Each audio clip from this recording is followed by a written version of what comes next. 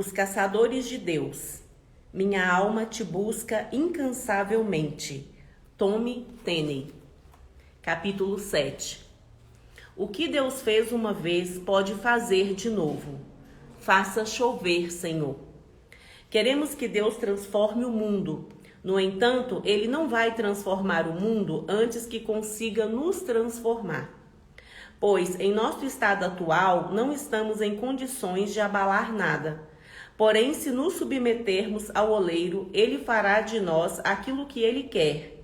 Ele nos moldará ao que precisamos ser.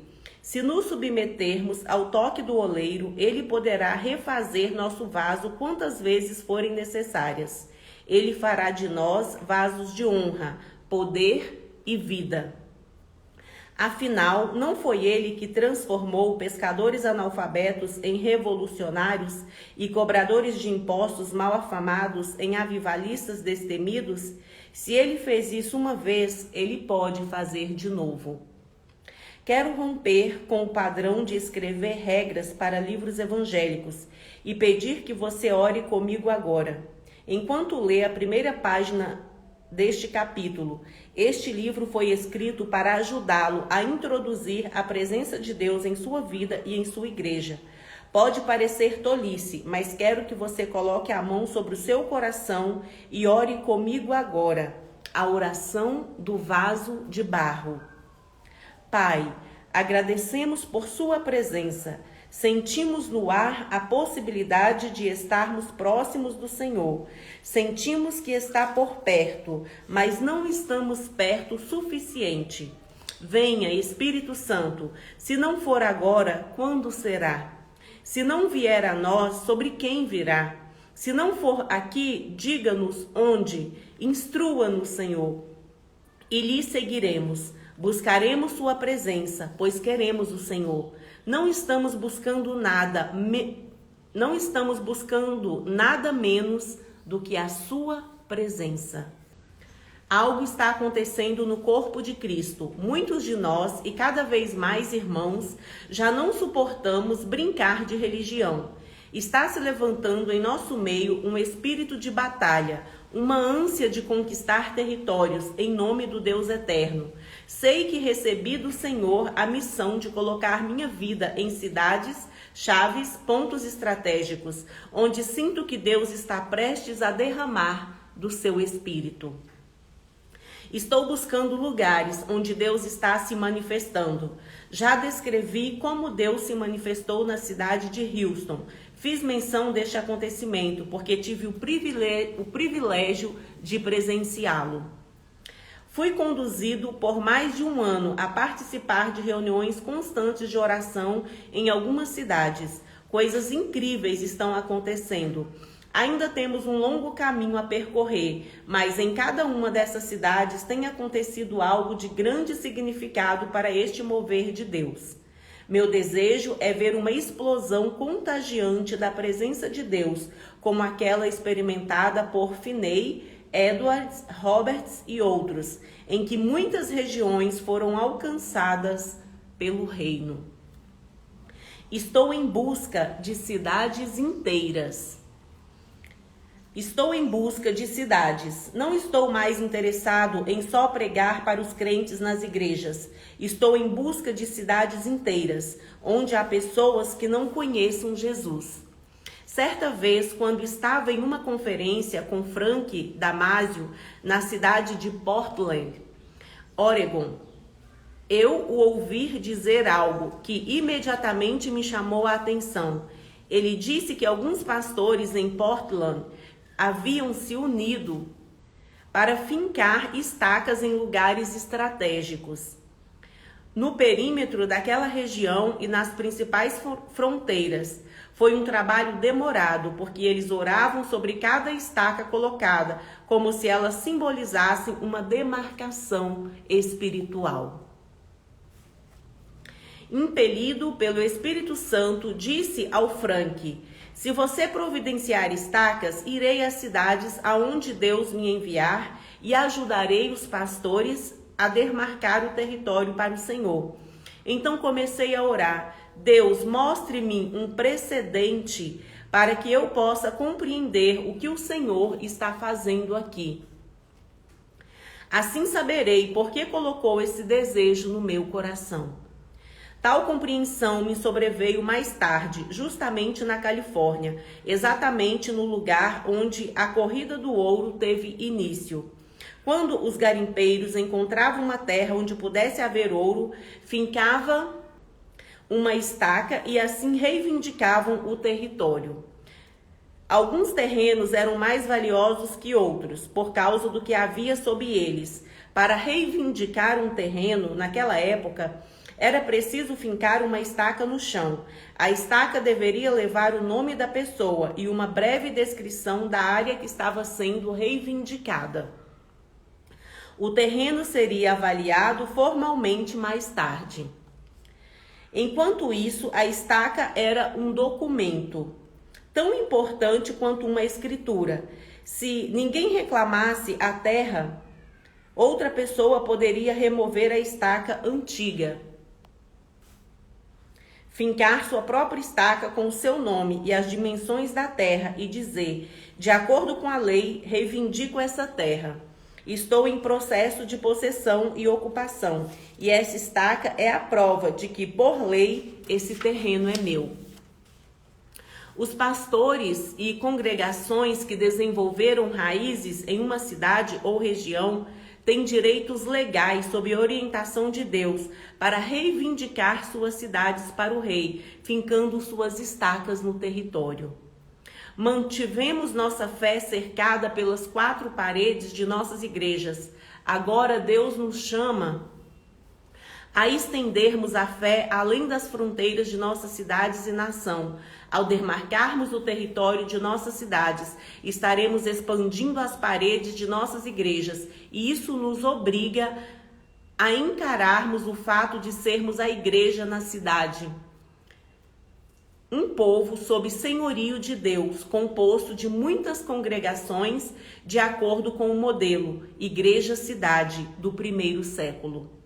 Fizemos estacas de madeira e escrevemos as palavras renovação, avivamento, reconciliação, juntamente com versículos bíblicos. Fizemos um furo no meio da estaca e uma proclamação enrolada com um pergaminho foi inserida nele. Havia cerca de 20 versículos nas estacas, e na proclamação um deles se encontra em Isaías 62, que diz: Eis que o Senhor fez ouvir até as extremidades da terra essas palavras. Dizei à filha de Sião: eis que vem o seu Salvador, vem com ele a sua recompensa e diante dele o seu galardão. Chamar-vos-ão povo santo, remidos do Senhor, e tu, Sião, serás chamada a procurada, cidade não deserta.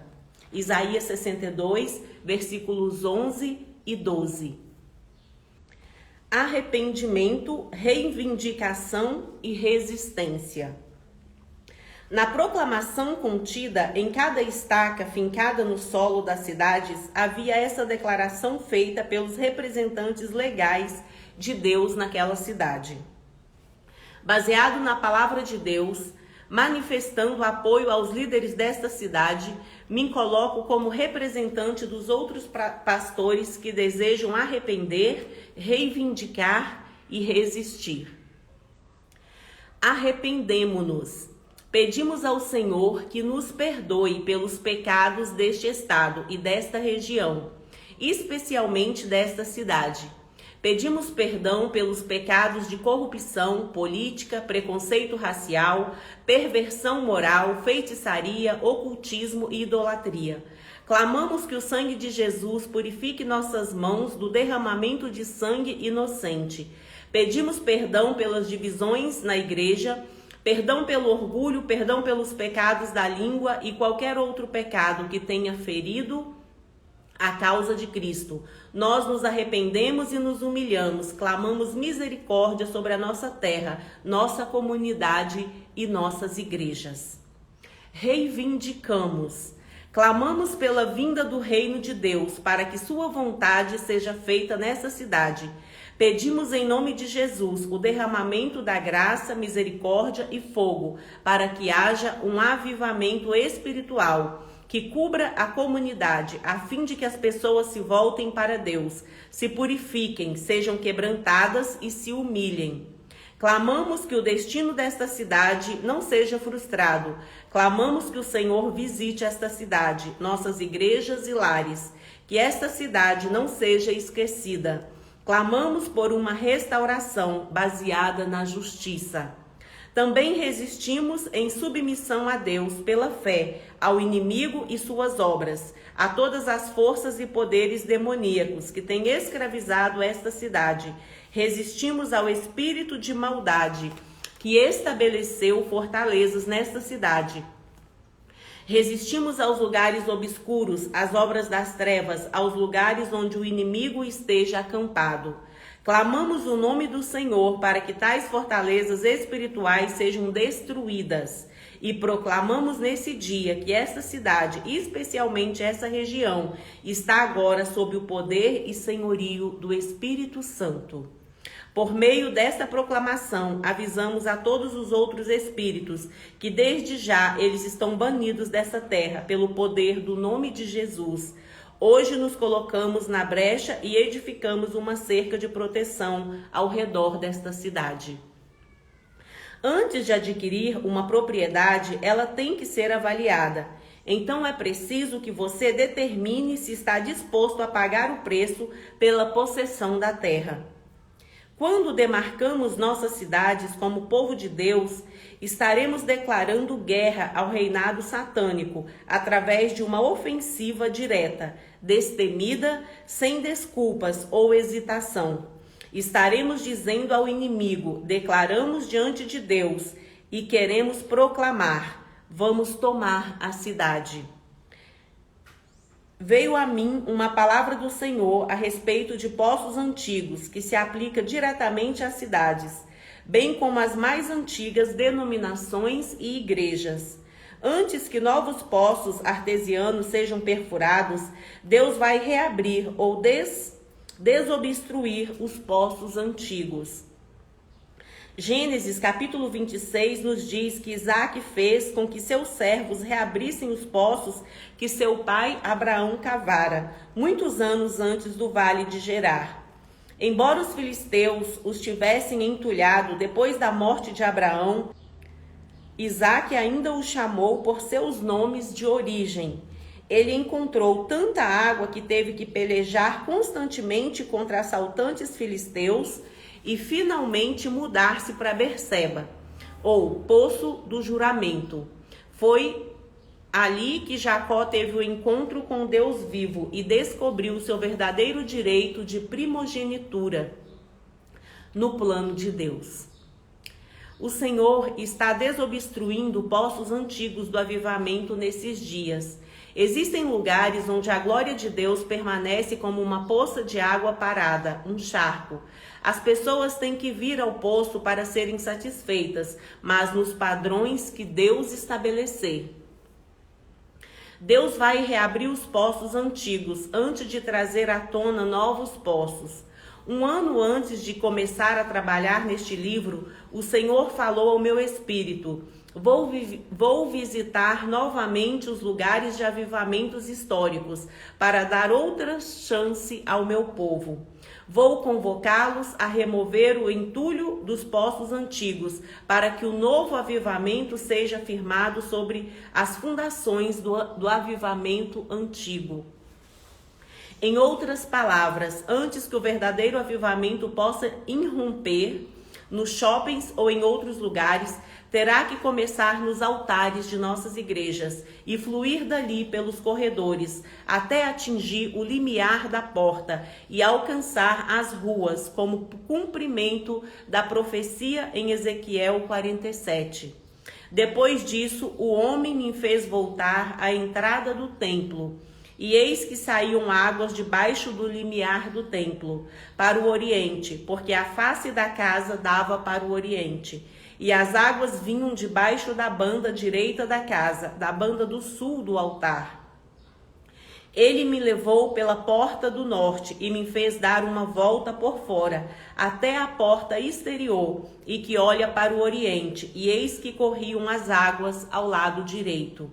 Saiu aquele homem para o oriente, tendo na mão um cordel de medir. Mediu 1000 côvados e me fez passar pelas águas, águas que me davam pelos tornozelos.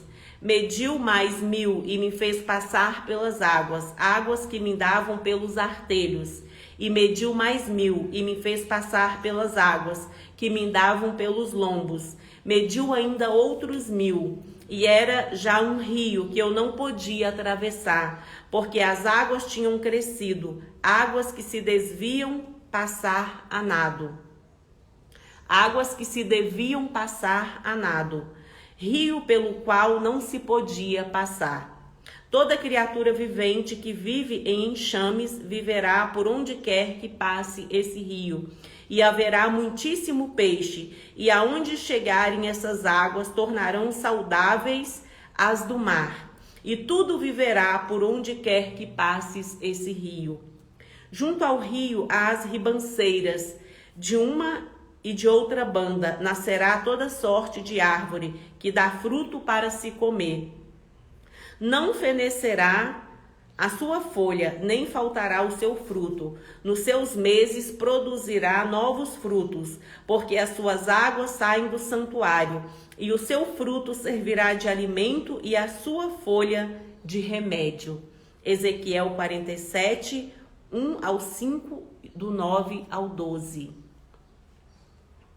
Não é curioso que o rio da presença de Deus, que fluía de seu santuário, tornava-se mais profundo à medida que o profeta andava?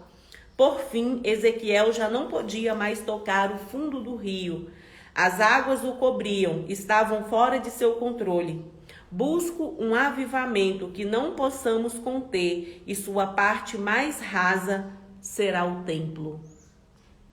A próxima onda da glória de Deus. Acredito que algumas cidades são antigos poços da unção de Deus. São lugares de avivamentos históricos, e Deus está convocando pastores e congregações nessas cidades para reabri-los. Remover entulhos de poços antigos não é uma tarefa das mais agradáveis. Quando um pastor amigo meu comprou um terreno na Índia, disseram-lhe que havia um velho poço naquela propriedade, e não era um poço comum, vertical, era inclinado horizontalmente ao lado de uma montanha.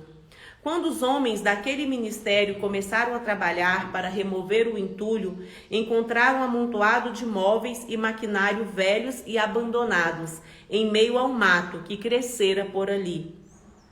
Centenas de cobras também tiveram que ser removidas daquele lugar. Meu amigo me disse: limpamos todo o local e fomos dormir. Quando acordamos na manhã seguinte, esperávamos encontrar uma poça de água estagnada. Mas vimos que a água começara a brotar e a fluir com tanta força que da noite para o dia formou-se uma torrente. A próxima onda de avivamento virá quando Deus desobstruir os poços artesianos de sua glória. Muitos poços localizados nos desertos do meio oeste dos Estados Unidos são verdadeiros lagos. Existe água suficiente vertendo dos reservatórios naturais da terra para mantê-los cheios quase todo o tempo, mesmo no calor.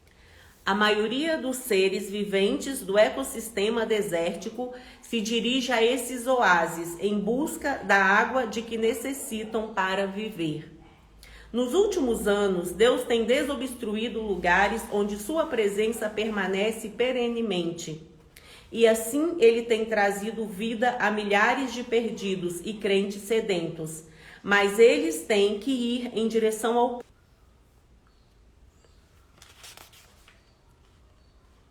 Existe um poder na peregrinação que foi esquecido. Agora, Deus está prestes a liberar a próxima onda de sua unção. Em vez dos velhos lagos, haverá novíssimos poços artesianos, cujas torrentes vão explodir com uma força imensa. De acordo com o dicionário Webster's, Nint New Collegiate. Um poço artesiano é aquele que resulta da perfuração da terra até que a água seja encontrada, e essa, por efeito da pressão interna, ascende à superfície como uma fonte. Poço artesiano é o que geralmente resulta de uma perfuração em profundidade. Essa nova onda da glória de Deus será profundo da perfuração do poço de sua presença pelo seu povo, e explodirá em nosso mundo com tamanha força que a presença restauradora de Deus vai ultrapassar cada barreira ou obstáculo, a fim de fluir pelas ruas áridas de nossa cidade e de nossa nação. É assim que a glória de Deus vai encher toda a terra. Isaías 6:3 e Abacuque 2:14. Fontes de água da vida transbordarão. Você não terá que ir às águas do poço artesiano, elas virão até você. Considerando que as águas em seu percurso sempre procuram os níveis mais baixos e os pontos que apresentam menos resistência, não é difícil entender por que Jesus, o resplendor da glória do Pai e a expressão exata de seu poder, Hebreus 1:3, a parte A, disse: e aos pobres está sendo pregado o Evangelho.